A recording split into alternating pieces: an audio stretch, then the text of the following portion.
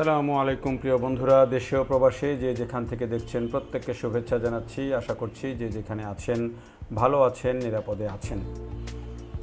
Dhaka Ashulia elevated এক্সপ্রেসওয়ের যে নির্মাণ কাজ তার যে ধারাবাহিক আপডেট আমরা জানাবো আপনাদেরকে। তো আজকে আমরা আপনাদেরকে উত্তরা থেকে যে কামারপাড়া অংশ, যেটি এখানে একটা বড় কাজ চলছে এবং সেই কাজটির অংশ, অর্থাৎ এখানে স্লুইস গেট অংশ, যেটি যে ইজতেমা ময়দানের যে পশ্চিম তীর, সেই অংশ থেকে আমরা কামারপাড়া পর্যন্ত যে দুটি র্যাম্প নির্মাণ হয়েছে, এই জায়গাটি যে অগ্রগতি, যে কাজ, সেটি আপনাদেরকে সবিস্তার দেখাবো এবং নিচে থেকে এটিকে পরিপূর্ণভাবে আপনাদের সামনে তুলে ধরার চেষ্টা করব। উপরের চিত্র অনেক আমরা ড্রোন শটে দেখি, কিন্তু নিচের চিত্র আমি একটু দেখাই ডিটেইল এই কারণে, কারণ নিচে যেহেতু সড়কটা চলমান থাকে, নিচে নির্মাণের কার্যক্রমটা থাকে, আসলে এটি কতটুকু কী হচ্ছে সেই বিষয়গুলো আমরা নিচ থেকেও একেবারে স্পষ্টভাবে এগুলোকে উল্লেখ করে দেখাতে পারি। তো এটি আমরা এই যে স্লুইস গেট থেকে শুরু করে সামনের দিকে যাচ্ছি, যাওয়ার ক্ষেত্রে এটি এই অংশটাতে স্লুইস গেট থেকে একেবারে ওই যে আহসানিয়া মিশন হাসপাতালের আগ পর্যন্ত, অর্থাৎ এই যে এখানে কামারপাড়া যে আড়তটা রয়েছে সেই অংশটুকু আমরা দেখছি যে আইগার্ডার উঠে গেছে, কিছু অংশ ঢালাই হয়ে গেছে। পাশাপাশি আমরা দেখছি যে এখনও পর্যন্ত আইগার্ডার উঠলেও কিছু অংশের ঢালাই বাকি আছে। আর নিচের দিকে রাস্তার অবস্থাটা বর্ষাকাল যেহেতু অনেকটাই খারাপ এবং এদিক দিয়ে গাড়ি চলাচল এখন কম করে, কারণ সড়কের অবস্থা খুব, নিচের দিকে সড়কের অবস্থা খুব ভালো না। এটি ভালো অবস্থায় ছিল, তো যখনই এই উপরের কাজটা হয়ে যাবে তখন নিশ্চয়ই এই সড়ক আবার এটি আরও প্রশস্ত করে নির্মাণ করা হবে, সেটি আমরা দেখেছি বিভিন্ন পয়েন্টে আছে। তো আমরা চলতে চলতে যখন আসছি তখন দেখছি যে এগুলোর এই যে কাজ, পিলার নির্মাণের কাজগুলো হয়ে গেছে সব, কিছু কিছু জায়গায় আইগার্ডারের কাজ হয়েছে। তার এই চলার ফাঁকে ফাঁকে আপনাদেরকে ইনফরমেশনটা জানিয়ে দিই, এই কাজটি 2022 সালের নভেম্বরে শুরু হয়েছিল। তৎকালীন প্রধানমন্ত্রী এটি উদ্বোধন করেছিলেন এবং এই প্রকল্পটির কাজ কিন্তু খুব দ্রুততার সাথে এগোচ্ছে। যেটি প্রথমে কিছু জটিলতা ছিল, বিদ্যুতের খুঁটি সহ আরও জমি অধিগ্রহণ নিয়ে একটা বড় জটিলতা ছিল, সেগুলো কাটিয়ে উঠে এখন কিন্তু বিভিন্ন ফেজে ভাগ করে এই কাজটি কিন্তু খুব দ্রুততার সাথে হচ্ছে। এটি আশুলিয়া অংশে যেমন হচ্ছে, বাইপাইল অংশে আলাদা করে হচ্ছে, পাশাপাশি এই যে ঢাকা এলিভেটেড এক্সপ্রেসওয়ের সাথে যুক্ত হওয়ার যে অংশ, সেটিও হচ্ছে। নিশ্চয়ই আমরা পরের ভিডিওতে আপনাদেরকে ঢাকা এলিভেটেড এক্সপ্রেসওয়ের সাথে ঢাকা আশুলিয়া এলিভেটেড এক্সপ্রেসওয়ে কোন জায়গায় কিভাবে মিলিত হবে সেই ভিডিওটার পরেই আপনাদেরকে আমরা দিব এবং সেই কাজের অগ্রগতিটাও আপনাদেরকে জানাবো। তো এই যে আমরা বলতে বলতে এদিকে চলে আসলাম আহসানিয়া মিশন হাসপাতালের সামনের যে অংশ, সেখানেও কিন্তু কিছু জায়গায় আইগার্ডারগুলো উঠে গেছে, এখনও ঢালাইয়ের কাজ শুরু হয়নি, তবে নিচের দিকে সড়কের অবস্থা কিন্তু বেশ বেহাল।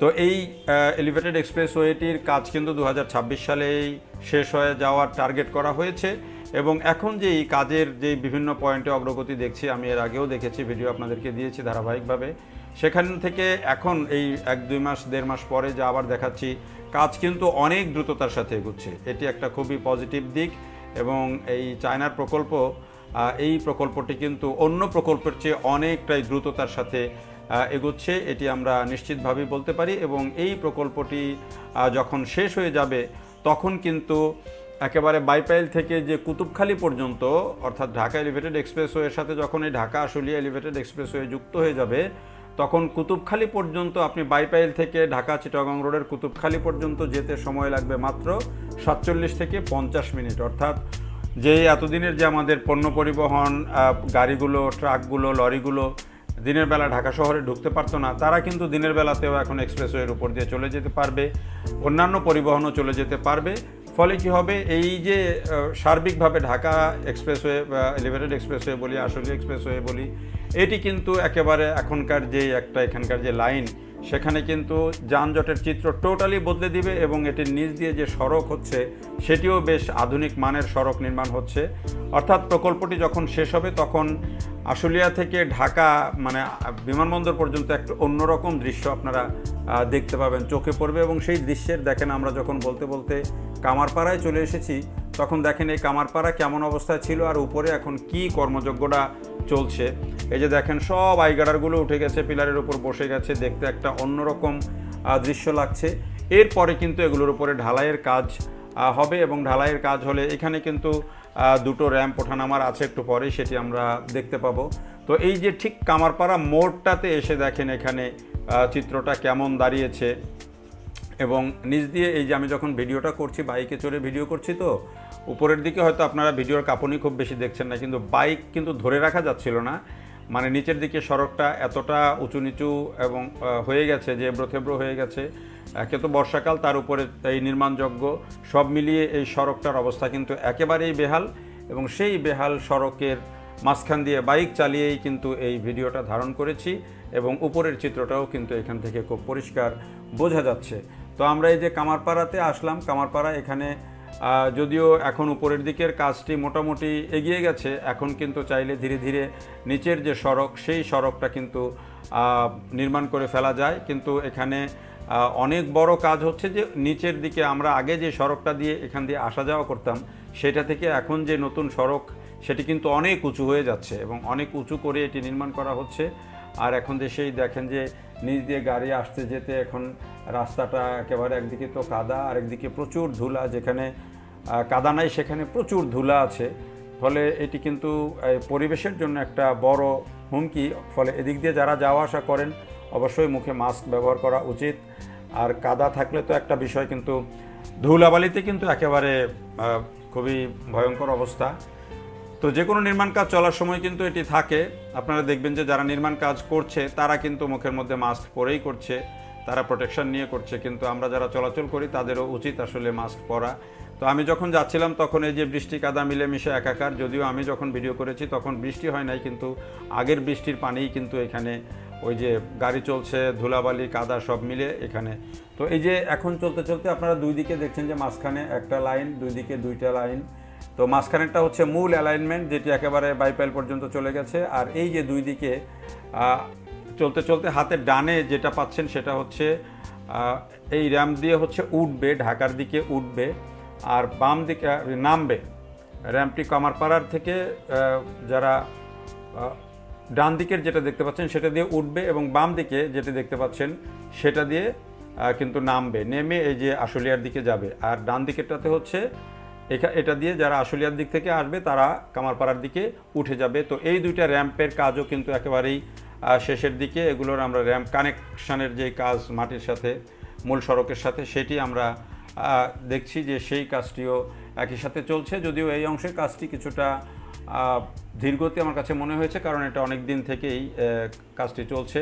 তবে যেহেতু এই প্রজেক্টটা বিভিন্ন ফেজে বিভিন্ন অংশে ভাগ করে চলছে এবং সব অংশে কিন্তু একসাথে কাজ চলছে, ফলে এই কাজটা দ্রুততার সাথে শেষ হয়ে যাচ্ছে। এবং আমার কাছে যেটি মনে হচ্ছে যে 2026 সালের মধ্যে কিন্তু এটি শেষ হয়ে যাবে। তো এই যে এই র্যাম্পটি দিয়ে কিন্তু উপরের দিকে উঠছে হয়তো কাজের জন্য, কিন্তু এটি হলো নামার র্যাম্প।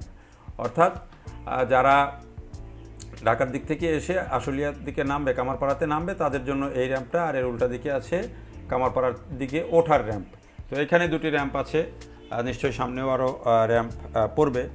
তো এইভাবেই এই যে প্রকল্পটি, সেই প্রকল্পটির কাজটি কিন্তু এখন মোটামুটি একেবারে দ্রুততার সাথে এগিয়ে চলেছে, এবং 2026 সালের মধ্যে এটি যদি শেষ হয়ে যায়, এটি হবে আরেকটা মানে ঢাকার যানজট নিরসনে এবং দিনের বেলায় পণ্যবাহী গাড়ি চলাচলের জন্য এটি হবে একটা যুগান্তকারী কাজ। এবং একেবারে বাইপাইল থেকে ইপিজেডের ওই পার থেকে কিন্তু এই কাজটা, এক্সপ্রেসওয়েটা শুরু হচ্ছে, ফলে ওইখান থেকে কেউ উঠে সরাসরি চলে যেতে পারবেন।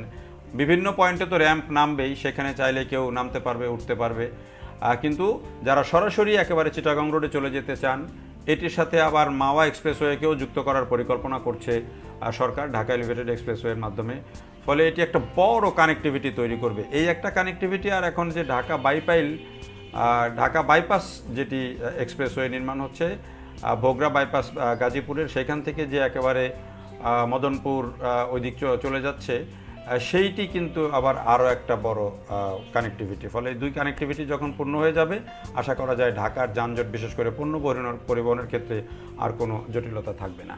দেখার জন্য সবাইকে অনেক ধন্যবাদ।